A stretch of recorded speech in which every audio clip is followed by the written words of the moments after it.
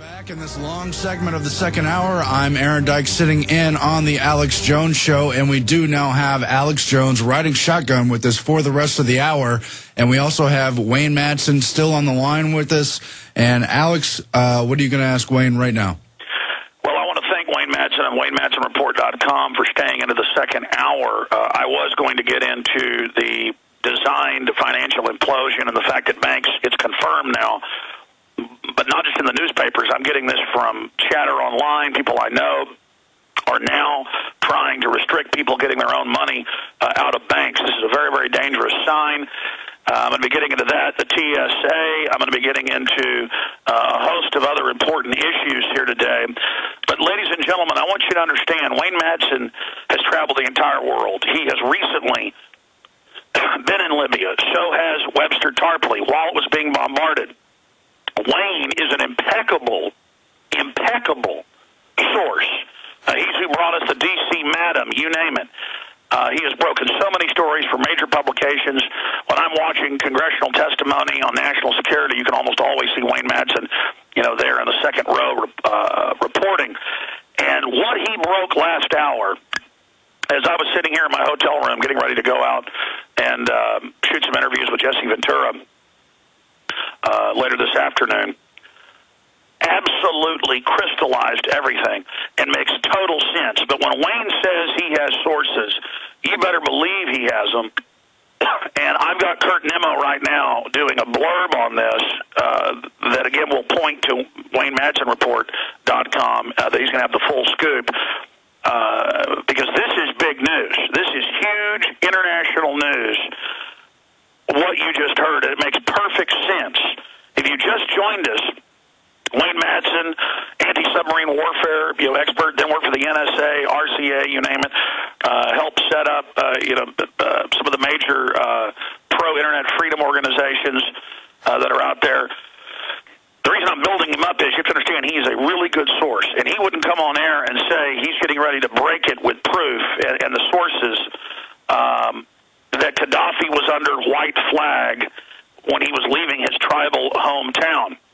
Now, why does this make perfect sense? Hillary Clinton flies in. That's announced she's there. She's the head of the State Department. She's the type of leading envoy that someone would turn themselves over to. We know the head of the tribal council where Qaddafi was at a month ago was publicly trying to make deals, and he just wanted promises, Qaddafi did, regardless of what you think of him, that there wouldn't be a civil war. In fact, he was saying that previously, and so was his son, the Shield of Islam, translated.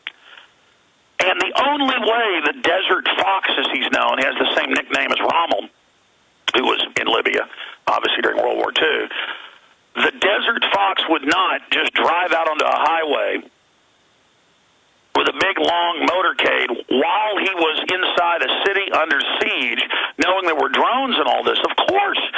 And that's what I thought when this happened a week ago. Why would he drive out in the convoy in front of the whole world? Obviously, he was surrendering.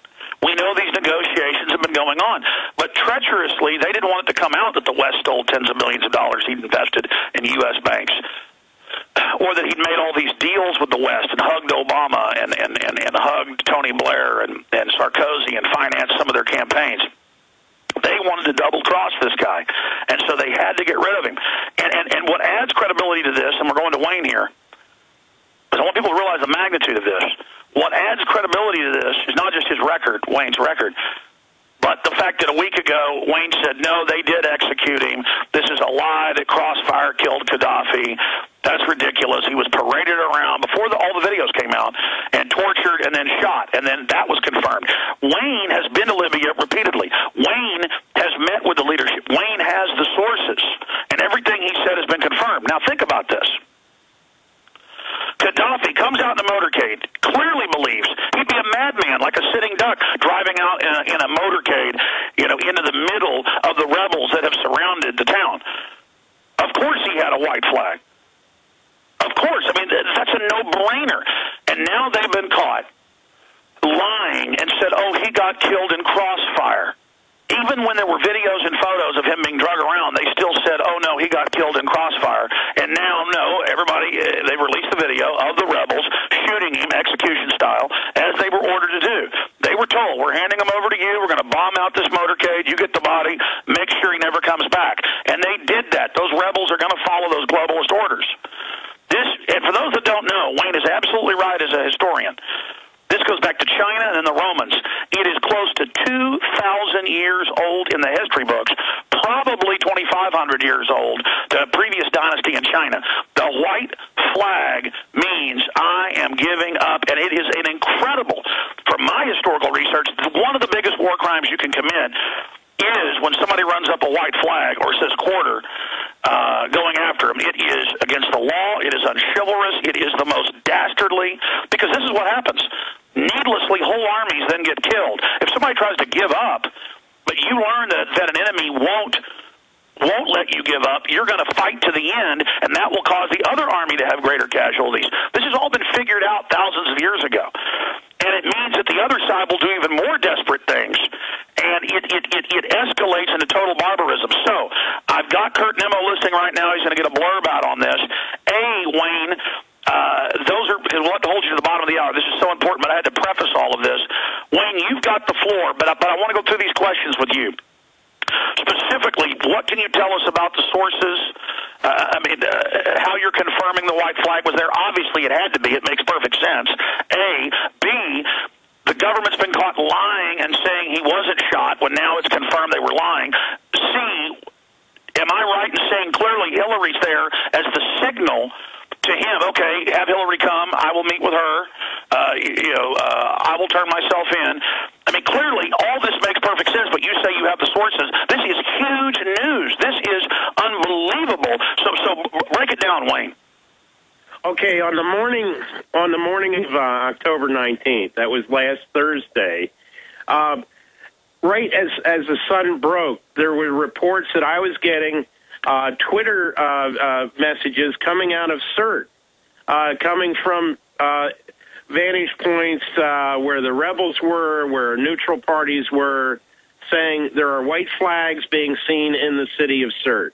Now, we were told several things in the news reports. One, that there were plans made by Qaddafi to leave Sirte before morning prayers.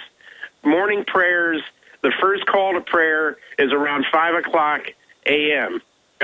That's usually before you have the sun up, so it's still pretty dark.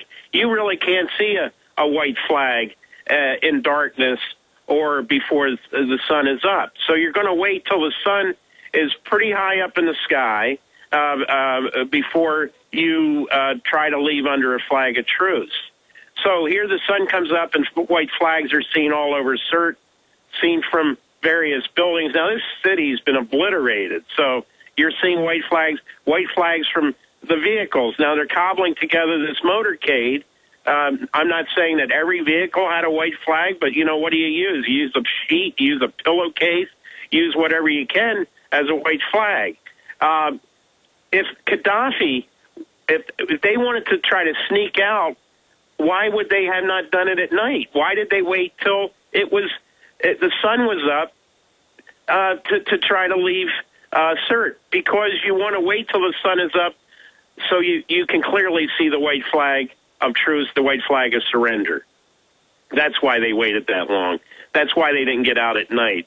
But that made them sitting ducks, of course, for the predators, which, the predator locked on to them immediately. It was probably all on a live video feed back to Langley and General Petraeus, kindly old General Petraeus, who loves using drones to kill people. He's done it in Iraq, and he's done it in Afghanistan. So here we have this situation. Now, as far as Hillary's presence there, I don't know if she was involved with that. Certainly her chortling before the interview saying, we came, we saw, he died. If she was involved in any kind of negotiations and still said that, the woman is obviously mentally ill, or she's so evil that, the words can't describe it. But anyway, that's the situation. And also I'll add that the chief tribal elder of the Qaddafi tribe in Sirte, who you had mentioned had been in negotiations last month on a surrender, he was obviously involved in this, and the rebels went into his home, unarmed old man, and shot and killed him. Wayne, that was my next question to you, is that it's been confirmed that there were massacres in the town and the mass graves, and now people are calling for an investigation, but NATO runs it, so how do you investigate when the foxes run the henhouse? But that would show a cover-up. The fact that they ran in and tried to execute the constabulary instead of trying them or whatever, as rebels would normally do taking over, showed there was an attempt to cover something up. And the way the White House jumped on it and said, no, we didn't execute him, nobody did, he died in crossfire. The way that they were so ready with those cover stories, that shows the spinning and scripting that this whole thing was a complete setup. Yeah, Qaddafi drives out in broad daylight. Of course. The city's encircled. There's predator drones in the sky. It's rubble. He would know that would be suicide to drive out in broad daylight unless he had an agreement and was coming in, and we know that was being negotiated. Hillary lands. It's announced. Qaddafi then is going to come in. Boom, this happens.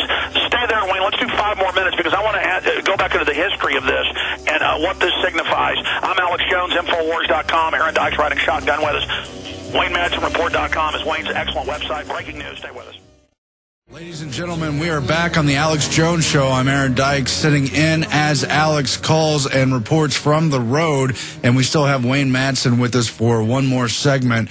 Alex. Well, it's just insane to see how decadent our culture's gotten. There are children all over this casino, and they've got in the elevators ads for bars here where it shows young women basically grabbing on each other sexually. And again, this is advertised as a family casino where they put me up here where we're doing interviews and stuff around town. And it just shows how far we've fallen as a society. Torture, secret arrest, secret execution, killing of U.S. citizens. And as Ron Paul said to the moderators at a debate, he said, you're all in danger too. I mean, this is fundamental stuff that bad guys do. You know, Hitler, Stalin, Mao, secret police, secret arrest. But America's been sold that it's sexy, it's tough, it's cool. You know, people run up white flags, you kill them. It's so dangerous. And they say, well, Qaddafi's a bad guy, so he deserves it. And now they're putting al-Qaeda groups in charge, and they've got shoulder-fired launchers. I mean, for those that aren't into history like you and I are, Wayne Madsen,